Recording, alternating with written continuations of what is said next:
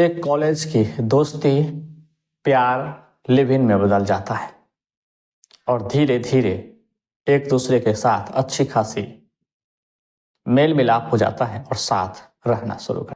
और इसी प्यार के बीच में एक तकरार भी शुरू होता है, मनमुटाव और अंदर ही अंदर अंदरूनी कुछ बातें शुरू होता है। उसी समय उनकी जो प्रेमिका होती है, लड़की, एक बाबा तांत्रिक से मिलता है और वो कहता है कि आपके जो हस्तरेखा है उसमें दोष है। जो पहले पति होंगे उससे दुख, दर्द और शोक के सिवा ज्यादा कुछ उम्मीद नहीं है और बहुत ही कम यानी नहीं की अवस्था में आपको उनसे प्यार मिले। बाबा के द्वारा यह भी कहा जाता है कि जो आपका दूसरा पति होगा फिर उनसे बेहद प्यार मिलेगा, आप खुश रहेंगे और जिंदगी बहुत ही अच्छे से गुजरेगा। इसी के वजह से अब अपनी सोच और समझ से पहले पति को हटाने की कोशिश करता है और जब यह मामला कोर्ट तक पहुंचता है तो कोर्ट ने उन्हें मृत्युदंड यानी फांसी की सजा सुना। नमस्कार दोस्तों, यह घटना भारत के केरल राज्य 14 अक्टूबर 2022 की है। लेकिन कोर्ट ने जो मिसाल पेश किया, जो सजा सुनाई है, वो पूरे भारत के लिए एक मिसाल का काम कर रही है और जगह जगह इस कोर्ट की जो फैसले से लोग खुश भी है और अलग अलग टिप्पणियां दे रही है। दरअसल ये घटना केरल की है और केरल के एक लड़का और एक लड़की, दोनों कन्याकुमारी के एक निजी कॉलेज में पढ़ते हैं। बीएससी रेडियोलॉजी का छात्र होता है। वहीं पर होता है सोरेन राज और ग्रीष्मा।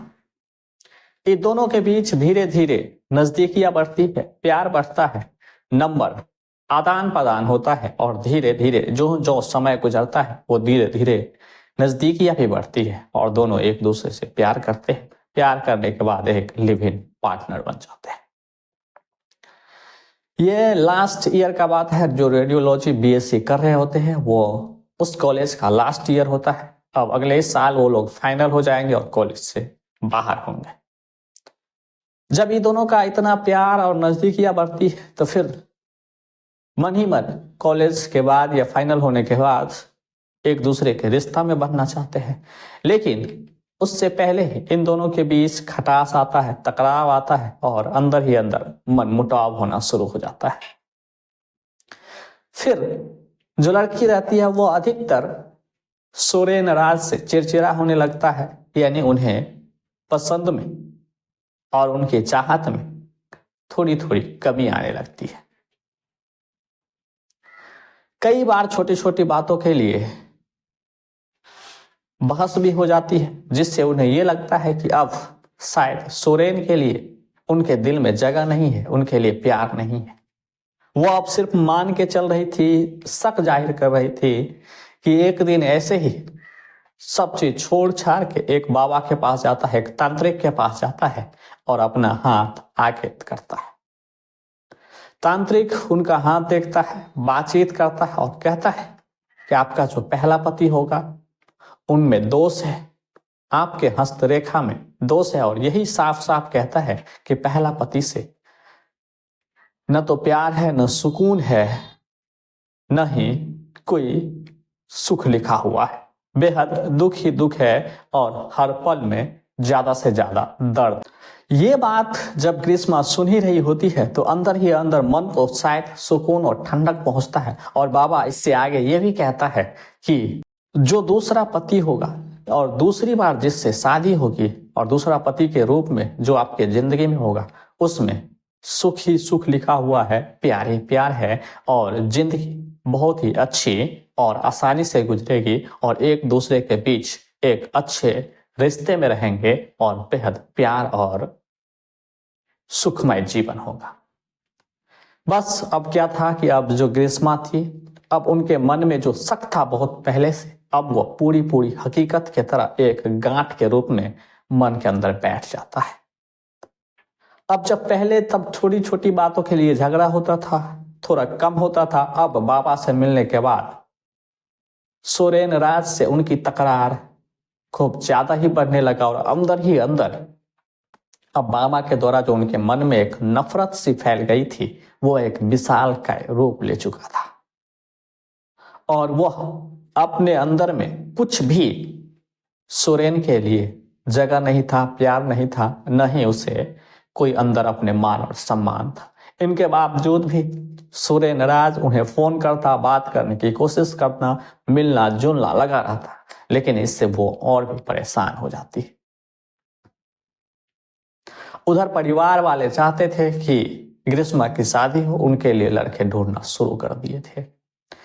इसी दौरान जब कई बार मना करने के बावजूद भी, उनसे पीछा छुड़ाने के बावजूद भी वो बातों से नहीं मानता है, तब जो ग्रीष्मा होते ये खौफनाक कदम उठाता है। वो समय होता है 14 अक्टूबर 2022 को अपने घर पर बुलाता है और वो आ भी जाते हैं। आने के बाद आयुर्वेदिक दवा के नाम पर एक जहरीला रसायन, कहे तो जहर, उसमें घोल दिया जाता है और सोरेन को पीने के लिए ऑफर किया जाता है और सोरेन पूरी शांत और आराम से पूरा पी भी लेता है। पीने के कुछ ही समय बाद अब उनके शरीर में अलग अलग हरकतें होना शुरू कर देता है और कुछ ही समय में उल्टियां आना शुरू कर देता है। जो जो उसकी उल्टी बढ़ रही थी वो हद से ज्यादा था, परेशान था, दुखी करने वाला था। हालांकि इस बात को पूरा ग्रीष्मा जानती थी, लेकिन फिर भी उन्हें संभालने की कोशिश करता, एक्टिंग करता, तमाम वो चीज करता है ताकि उनको पता ना चले। जब ये हद से ज्यादा उजड़ जाता है तो उनके सोरेन के माता पिता को फोन करता है और उन्हें बुलाता है। पहले देखते ही उन्हें शक हो जाता है कि इन्हें कुछ खाया पिया है ताकि इसे उल्टियां आ रही है, लेकिन परिवार वाले को पूछने के बावजूद भी उन्हें कुछ नहीं बताता है, कुछ नहीं कहता है। वो तुरंत ही लेकर हॉस्पिटल जाता है और उन्हें भर्ती करवाता है। डॉक्टर के द्वारा अपनी शिद्दत और ईमानदारी के साथ उन्हें इलाज करवाया जाता है, लेकिन ये पता नहीं होता है कि उन्होंने जहर खाया है, लेकिन इलाज किसी और दिशा में हो रहा था। और तब तक भी ग्रीष्मा ने एक भी बार अपनी सच्चाई नहीं बताई, न ही कबूल करी।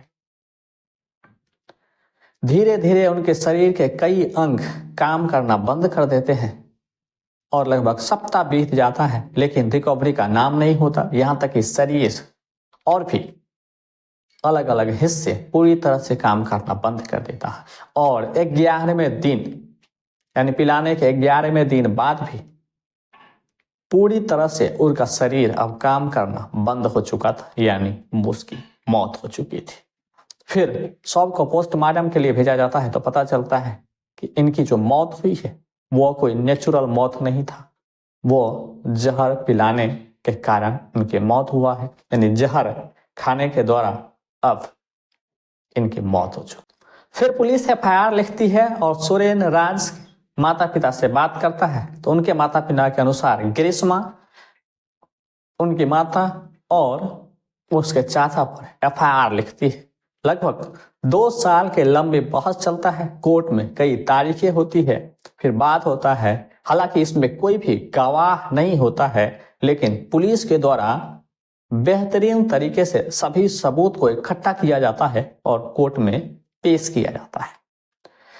उसी पुलिस के द्वारा पेश किए गए तमाम सबूतों को मद्देनजर रखते हुए कोर्ट ने और जज ने यह कहता है कि यह एक जघन्य अपराध है और बहुत ही संगीन है, इसमें सजा को कम करने का कोई गुंजाइश नहीं है, राहत देने की कोई बात नहीं है। इसलिए ग्रीष्मा जो अपने माँ बाप का इकलौती बेटी होती है, उन्हें मौत यानी फांसी की सजा सुना देती है। इसके बाद उनके चाचा को 3 साल का कारावास, वहीं उनकी मां को अर्थदंड देकर छोड़ दिया जाता है। हालांकि जिला अदालत ने यह भी साफ साफ कहा है जो ग्रीष्मा ने उन्हें हत्या की है, यानी मौत दिया है, वो एक तांत्रिक की वजह से दिया है, तांत्रिक की बातों को सच मानकर दिया है। इनके बावजूद भी ये जो अपराध है बेहद गंभीर है, संगीन है और नरमी बरतने की कोई बात नहीं है। इस घटना को सुनाने कर्म का उद्देश्य किसी को दुखी या परेशान करना नहीं है, बल्कि जागरूक करना है। इसके बारे में आप क्या सोचते हैं हमें कमेंट करके जरूर बताएं। वीडियो पसंद आए तो लाइक करें और चैनल को सब्सक्राइब करें।